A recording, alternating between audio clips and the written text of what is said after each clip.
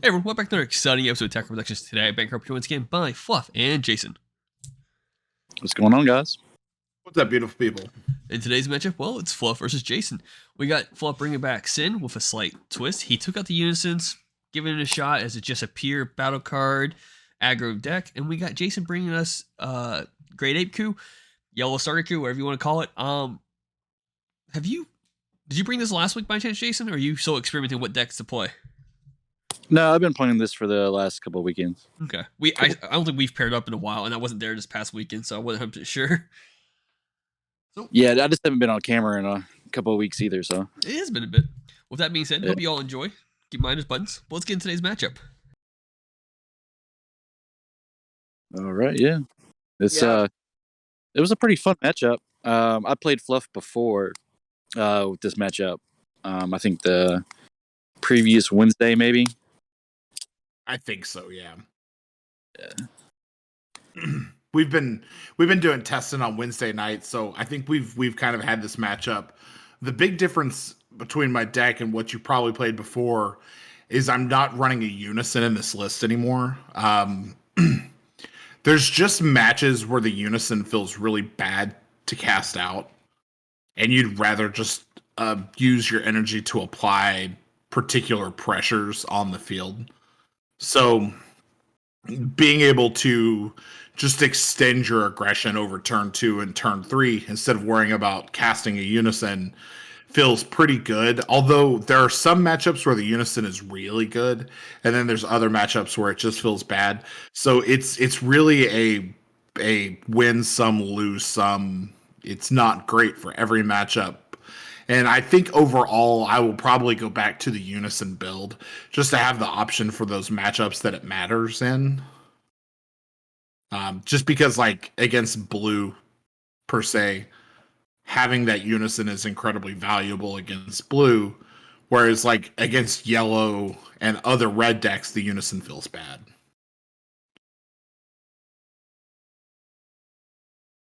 Here you got your top 10 off. Did you find a Bulma on that top 10, I think? Yeah, I did. Yeah.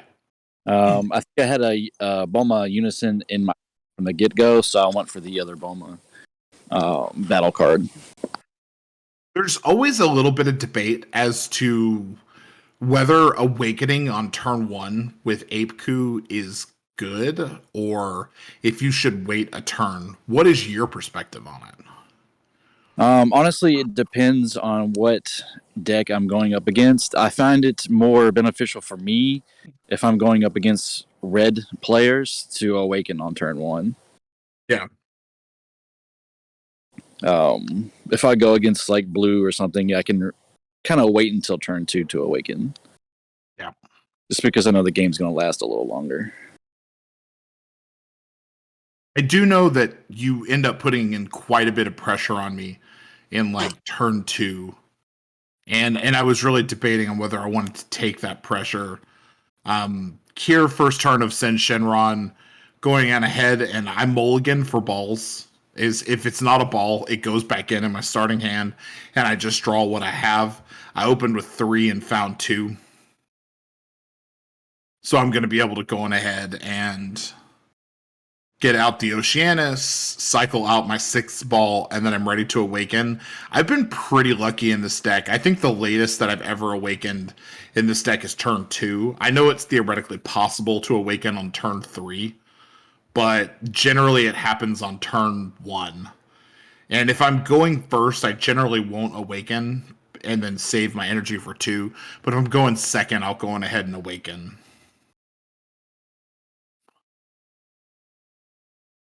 Yeah, going against red, I definitely wanted to do as much as I could, as quick as I can. Because red is usually just aggro, so I wanted to get as many blockers out in the field as I could, and just try to do as much pressure. Yeah.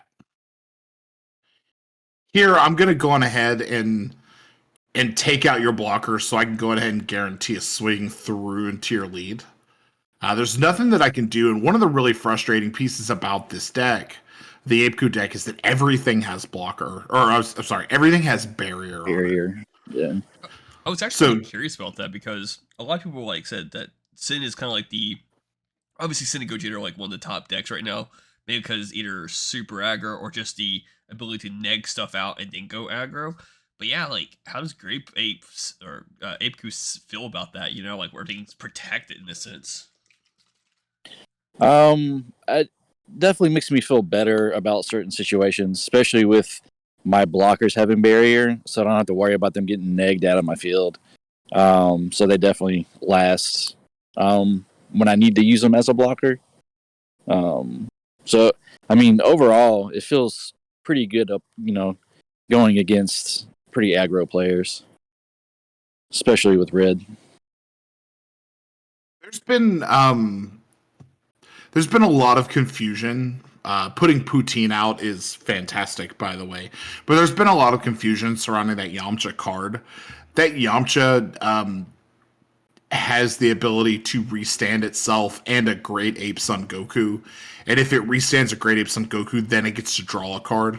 There was a lot of confusion in early testing with this deck that people got to get the draw anyway, even if you didn't have a Great Ape to restand. And that's just not the case with that Yamcha. So there I was clarifying that ruling to Jason. Everything on my field is tapped. He could clear out this Oceanus here, but instead he decides to just put a ton of pressure into my leader and really take me down. Yeah, one strategy that I have is applying a lot of pressure, and then you probably will see it my next turn, and I will play a one of my great apes that taps down one of your energy. That was my goal going into my next turn, to try to apply as much pressure and then keep your energy tapped as much as possible too. Yeah, it seems to work better in Gogeta than it does Shenron, though. I think it works pretty well on both ends, just because, like I said, if you don't tap it down, Fluff can actually in this turn right now pay 1 for both Nova and Ice, and then use a leader effect to pop both of them, and just pretty much be able to swing 4 times. One of those cards given having crit for just 2 energy. So locking stuff down, I think, again, especially against red right now, is just really good.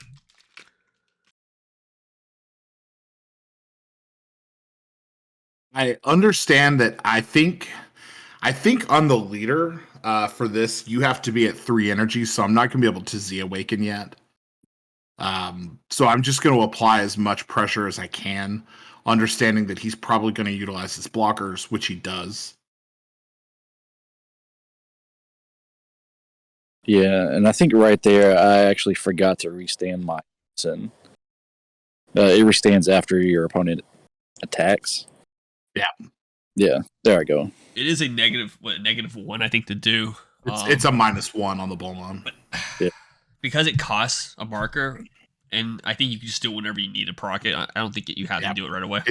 You don't have to do it on the first swing because it's got the cost involved. It's when you decide to pay the cost. Okay, that makes it more convenient. So you didn't mess up. Awesome. It's an auto, so I'm always kind of like a little iffy about when autos are supposed to go off. Yeah, like Poutine's auto, for example. I don't. Thinking back on it, I feel like it might not have happened yet, and I might be just getting ahead of myself. There is a play. Here it is. This kind of threw me off.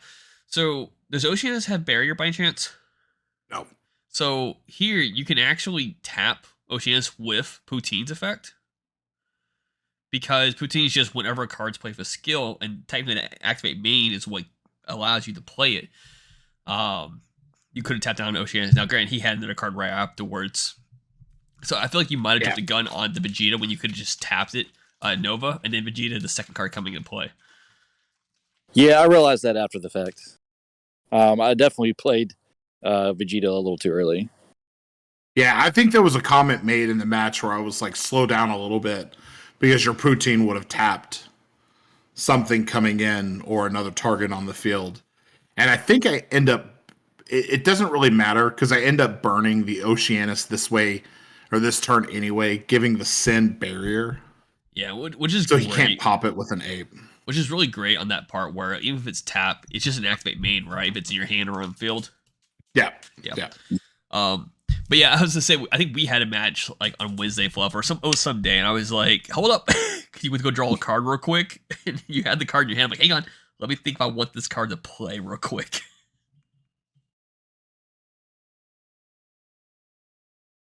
Getting Jason to combo off the poutine felt really good there.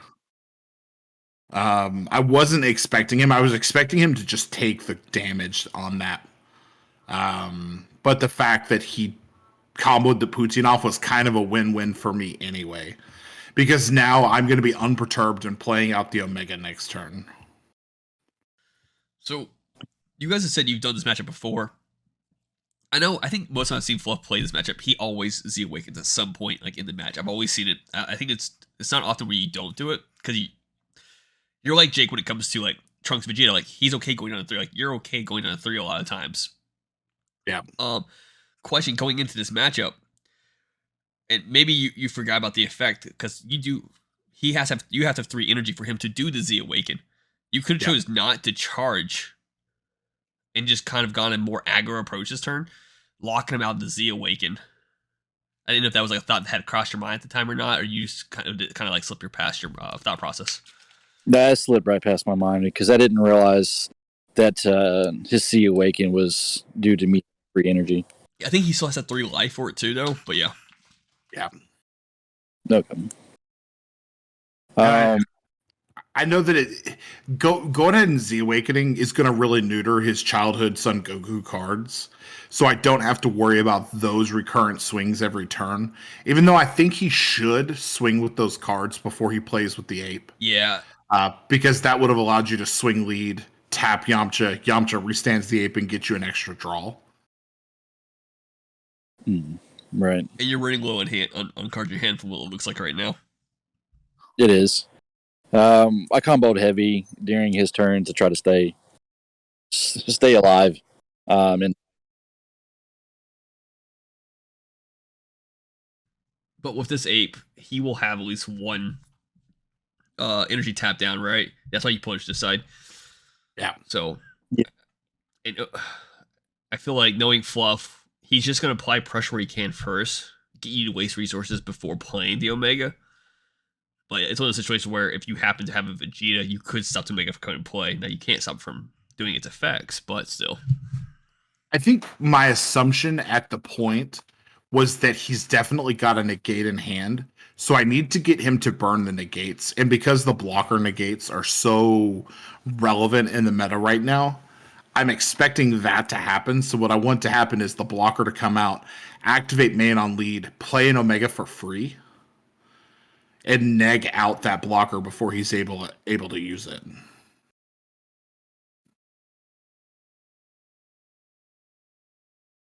Yeah, and there's a blocker negate of my own to just stop everything.